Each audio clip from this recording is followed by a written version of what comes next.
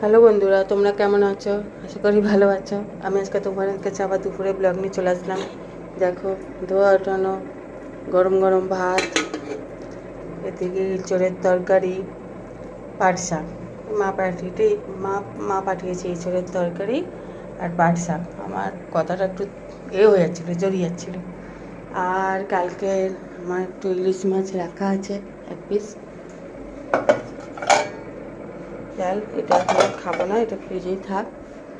কালকে মেয়ে দেখো তরমুজ নিয়ে এসছে, লাল একদম তরমুজ। আর এখানে তো দেখে নিলে আজকে আমরা একটু হালকা পাতলা খাবো।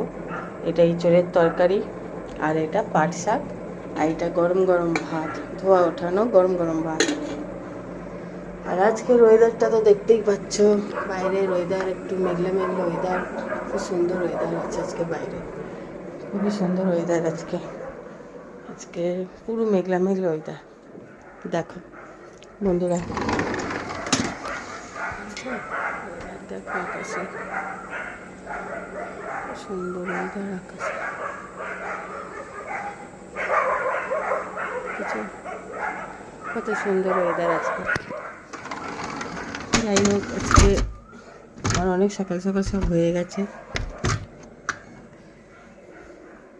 আর এদিকে মেয়েকে খেতে দেবো, এক্ষুনি মেয়েকে খেতে দেবো। গরম গরম ভাত, ধোয়া ওঠানো, আর এই যে ইঁচড়ের তরকারি, পাট শাক আর গরম গরম ধোয়া ওঠানো ভাত। যাই হোক, তোমারাও দুপুরবেলা কী খেলে বন্ধুরা জানিও। আর আমাকে আমার পাশে থেকেও, এই যে আমার একাগার এরকম জল হচ্ছে, আমার পাশে থেকেও লাইক কমেন্ট শেয়ার করতে ভুলো না। আর সাবস্ক্রাইব করতে তো ভুলোই না বন্ধুরা। তোমরা সাবস্ক্রাইব করছো না, আমাকে একটু সাপোর্ট করছো না, একটু সাপোর্ট করো বন্ধুরা। তোমাদেরকে আমি আবার কালকে অন্য ভিডিও নিয়ে আসবো কালকের। যাই হোক, এ দেখো আজকে তো একদম তরকারিটা দেখে মনে হচ্ছে খুব ভালোই হয়েছে, কেন মায়ের হাতে রান্নাটা হেভি লাগে, তাই না? কেন আমার মেয়ে খুবই ভালোবাসে আমার মায়ের হাতে রান্না। এদিকে পাট শাকের ঝোল, এদিকে ইঁচড়ের তরকারি।